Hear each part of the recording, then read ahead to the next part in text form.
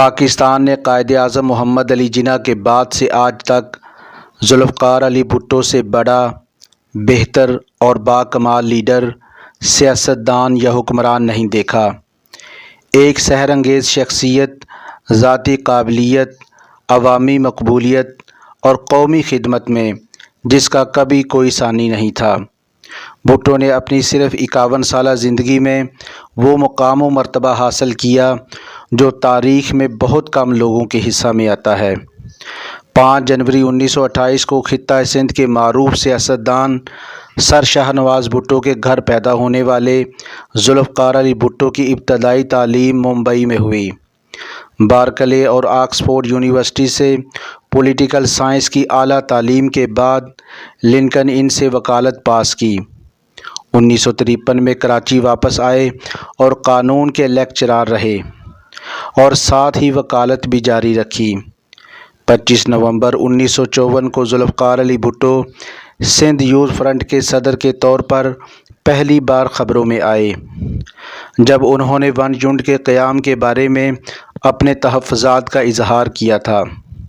ستمبر 1957 میں پہلی بار ذوالفقار علی بھٹو کی سرکاری خدمات سامنے آئیں، جب وہ اقوام متحدہ کی سلامتی کونسل کے ایک اجلاس میں شریک پاکستانی وفد میں شامل تھے، جہاں ان کی تقاریر سے سرکاری حلقے اس قدر متاثر ہوئے کہ 6 ماہ بعد مارچ 1958 میں جب پاکستان کا ایک اور وفد اقوام متحدہ کے جنیوا میں ہونے والے ایک اجلاس میں شرکت کے لیے گیا تو اس وفد کی قیادت ذوالفقار علی بھٹو کر رہے تھے۔ ذوالفقار علی بھٹو پاکستانی تاریخ کی واحد شخصیت ہیں کہ جو اعلیٰ ترین سرکاری اور انتظامی عہدوں پر فائز رہے، جن میں صدر، وزیر اعظم، وزیر خارجہ، speaker, chief martial law administrator اور پاک فوج کے سپریم کمانڈر کے اعلیٰ عہدے شامل ہیں۔ ذوالفقار علی بھٹو نے پاکستان کی سیاست پر بھی راج کیا اور ان سے بڑا سیاستدان بھی کوئی نہیں تھا۔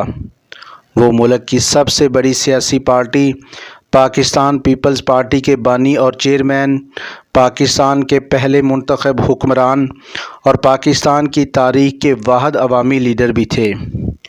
پاکستانی عوام پر ذوالفقار علی بھٹو کی شخصیت کا کمال جادو تھا کہ زندہ بھٹو نے 2 بار اور مردہ بھٹو نے 3 بار انتخابات جیتے۔ بھٹو کی بیٹی محترمہ بینظیر بھٹو اسلامی دنیا کی پہلی خاتون وزیر اعظم بنی۔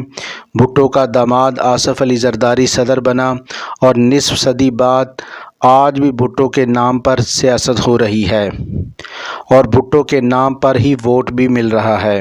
یہی وجہ ہے کہ بھٹو کا نواسہ بلاول بھٹو زرداری بھی وہی نسخہ کیمیا آزمانے کی کوشش کر رہا ہے۔ تاریخ عالم میں ایسی لازوال شہرت و مقبولیت کی حامل طلسماتی شخصیت کی شاید ہی کوئی اور مثال ملے۔ آج 2024 میں بھی بھٹو کا داماد آصف علی زرداری پھر بھٹو کے ہی ووٹ پر دوبارہ صدر بنا ہے۔ 4 اپریل 1979 کو ایک عالمی سازش، ریاستی جبر اور ایک انتہائی متنازع عدالتی فیصلے کے بعد پھانسی پا کر امر ہو جانے والی اس عظیم المرتبت ہستی کے انتہائی قابل رشک سیاسی کیریئر اور عروج و زوال کا خلاصہ ملاحظہ فرمائیے۔ اسی سال یعنی 7 اکتوبر 1958 کو اس وقت کے صدر میجر جنرل اسکندر مرزا نے آئین کو معطل کیا، وزیر اعظم ملک فیروز خان نون کو گھر بھیجا، اسمبلیاں اور سیاسی پارٹیاں توڑیں اور ملک گیر مارشل لا لگا کر army chief general Ayub Khan کو مارشل لا ایڈمنسٹریٹر مقرر کر دیا۔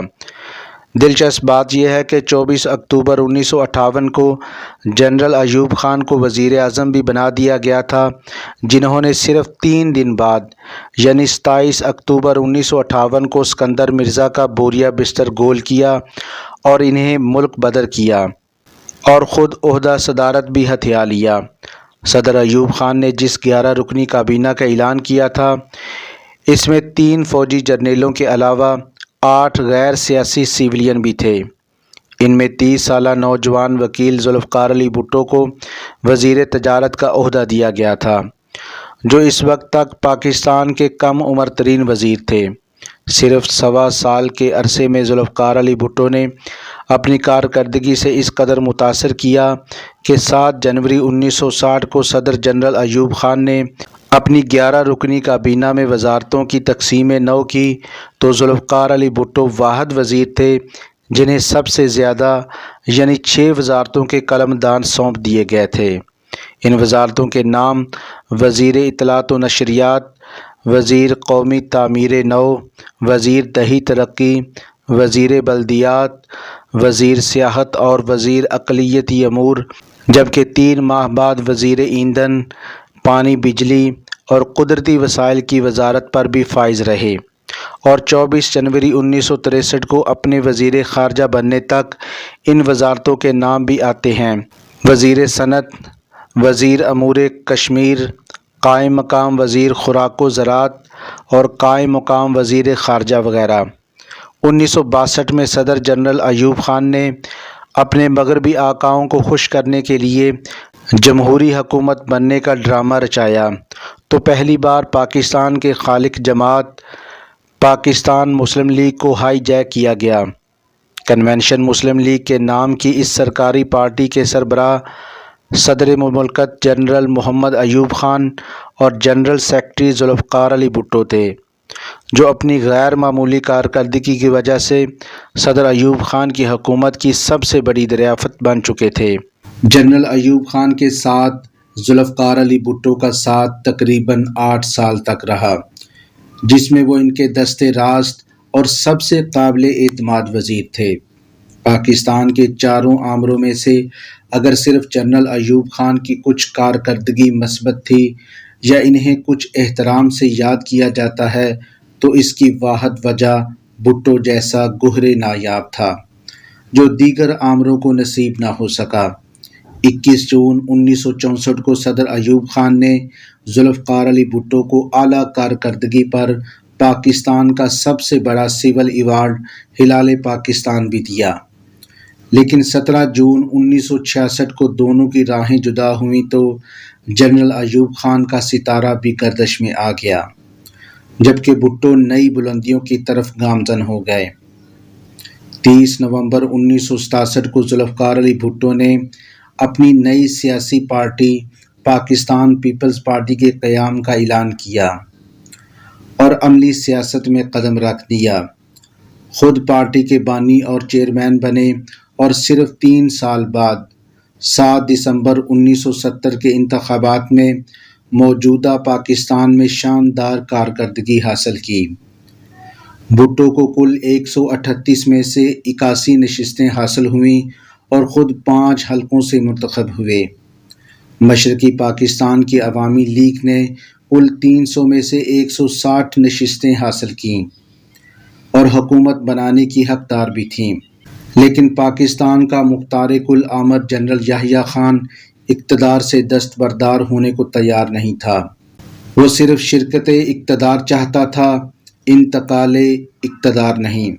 حتیٰ کہ ملک تک ٹوٹ گیا لیکن وہ پھر بھی اقتدار سے ہٹنے کو تیار نہیں تھا۔ 7 دسمبر 1971 کو جنگ دسمبر کے نازک موقع پر جنرل یحییٰ خان نے ایک قومی حکومت قائم کی، جس میں مشرقی پاکستان سے واحد سیٹ جیتنے والے نور الامین کو وزیر اعظم اور ذوالفقار علی بھٹو کو پاکستان کا پہلا نائب وزیر اعظم اور دوسری بار وزیر خارجہ بنایا گیا۔ اصل میں بھٹو کو سلامتی کونسل بھیجنے کے لیے یہ ڈرامہ رچایا گیا کیونکہ اس وقت پورے ملک میں کوئی ایک شخص بھی ایسا نہیں تھا جو اس عالمی تنہائی میں پاکستان کا کمزور موقف پیش کر سکتا تھا۔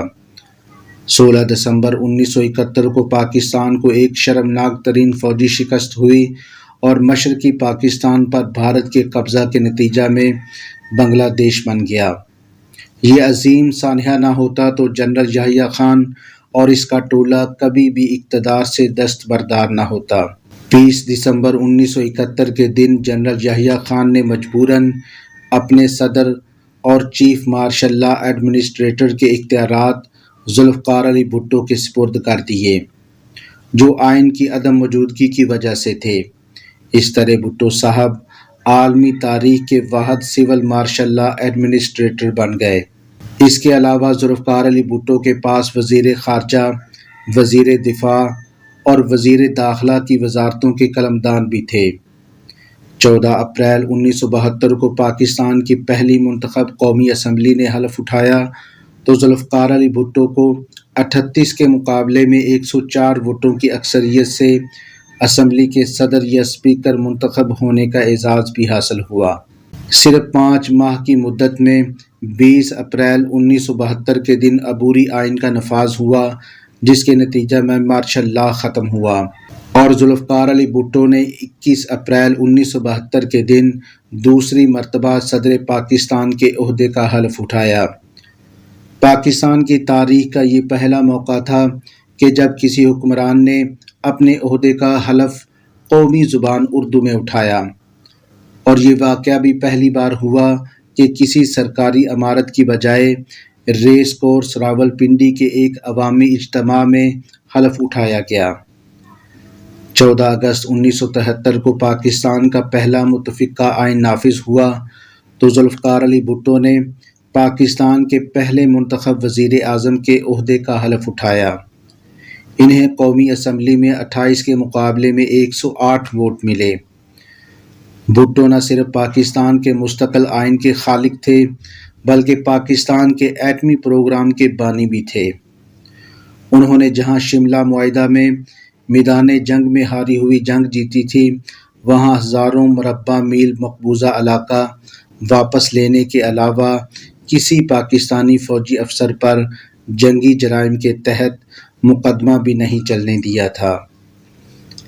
ان کے دور میں جہاں پاکستان کے دفاعی طاقت کو مضبوط تر کیا گیا، وہاں پاکستان کی اکانومی روایتی حریف بھارت کے مقابلے میں بہتر ہوئی۔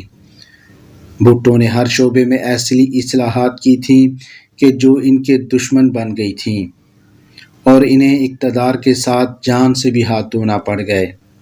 7 مارچ 1977 کو بھٹو نے دوسری بار انتخابات میں کل 181 نشستوں میں سے 155 پر کامیابی حاصل کی۔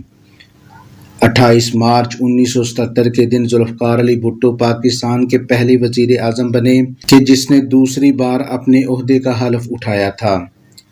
یہ پہلا موقع تھا جب انہوں نے وزیر خارجہ کے عہدے پر اپنے نائب عزیز احمد کو نامزد کیا تھا۔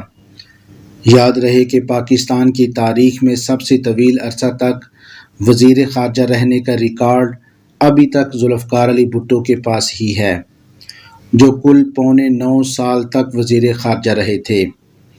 دلچسپ بات یہ ہے کہ ذوالفقار علی بھٹو ہی پاکستان کی تاریخ کی واحد شخصیت ہے کہ جنہوں نے پاکستان کے 3 اعلیٰ ترین عہدوں صدر، وزیر اعظم اور وزیر خارجہ کے عہدوں کے حلف 2 بار اٹھائے۔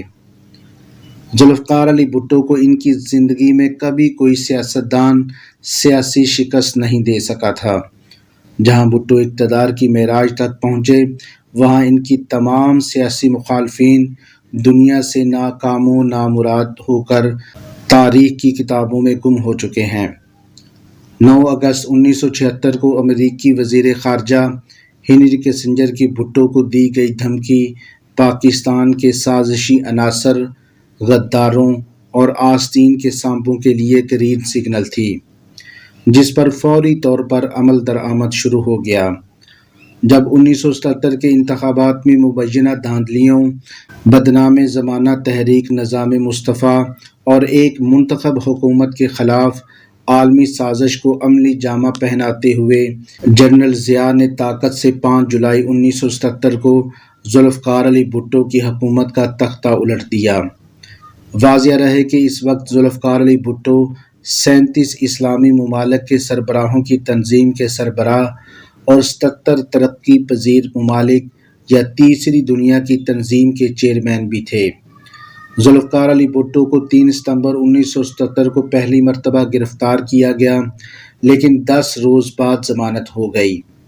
17 ستمبر 1977 کو دوبارہ گرفتار کیا گیا اور ان پر احمد رضا قصوری نامی شخص کے باپ کے قتل کے الزام میں مقدمہ بنایا گیا۔